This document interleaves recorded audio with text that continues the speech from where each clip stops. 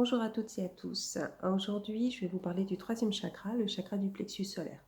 Alors, il se trouve à peu près un peu au-dessus de notre nombril.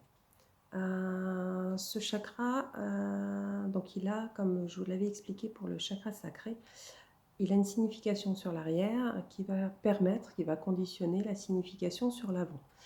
Donc, sur l'arrière, ce chakra est lié à l'estime de soi, à la volonté qu'on peut avoir, et cette estime de soi va conditionner le chakra sur l'avant, donc qui veut dire un peu, c'est notre capacité à nous positionner. Il est lié à l'affirmation de soi, au dynamisme. Quand ce chakra est équilibré, les mots-clés de ce chakra équilibré, c'est la liberté, le contrôle, la volonté, la bonne image de soi.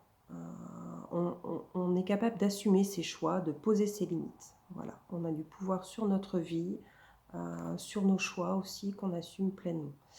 Quand ce chakra est suractif, on est plus dans tout ce qui est les obsessions. Donc, ça peut être des obsessions pour la nourriture, pour la propreté, pour plusieurs choses. On est dans l'orgueil aussi, la vanité. On peut avoir des excès de colère, de haine. On est beaucoup sur l'ego, en fait, quand il est suractif. C'est les problématiques liées à l'ego. Quand il est sous-actif, là, on est plus dans la culpabilité, la soumission, la victimisation aussi. On n'arrive pas à prendre sa place. Donc, on peut être sujet à du harcèlement, à du rejet aussi. Les parties du corps qui sont impactées par ce chakra, on a tout ce qui est muscles, peau, le foie aussi avec la colère, l'estomac, la rate, la vésicule biliaire. Donc en fait, tout ce qui est lié au système digestif, au système musculaire et aussi le pancréas. Donc les maladies qui peuvent découler d'un chakra du plexus solaire un peu déséquilibré, donc les maladies émotionnelles d'abord, il y a tout ce qui est hypersensibilité, ce qui est dépendance, les colères, le perfectionnisme, l'instabilité, l'anxiété. Tout ce qui est maladie physique, ça peut être en lien aussi évidemment avec le système digestif, le système musculaire. Donc tout ce qui va être troubles digestifs, diabète, hypoglycémie, les allergies, tout ce qui est fibromyalgie aussi, les problèmes de peau ou les problèmes de vue, toutes ces maladies-là peuvent être liées à un déséquilibre du chakra du plexus solaire. Alors, au niveau des remèdes, donc la couleur associée, c'est le jaune. Donc essayez, comme d'habitude, de fixer du jaune au niveau de votre nombril, donc un beau citron en l'occurrence là, et essayez de voir si la couleur se fixe ou si elle ne se fixe pas, ou s'il y a d'autres couleurs qui viennent dans votre esprit. Donc si vous arrivez très bien à visualiser ce jaune, votre chakra normalement devrait être équilibré, donc il n'y a pas de souci particulier. Si ce n'est pas le cas, donc je vous annonce quelques petits remèdes et puis à vous de faire votre choix, bien sûr, la liste n'est pas exhaustive. Alors en lithothérapie, ça va être toutes les pierres jaunes, bien entendu, donc tout ce qui est citrine, l'or et l'œil de tigre. Ce sont des bonnes pierres pour régénérer un peu ce chakra du plexus solaire. Au niveau des huiles essentielles, tout ce qui est citron, pamplemousse, eucalyptus citronné, géranium, ces huiles sont très très bonnes aussi pour ce chakra. Donc comme je l'ai dit aussi la dernière fois, faites attention, les huiles essentielles, ça ne s'utilise pas à la légère. Donc renseignez-vous avant pour savoir si vous n'êtes pas allergique ou si vous l'utilisez à bon escient.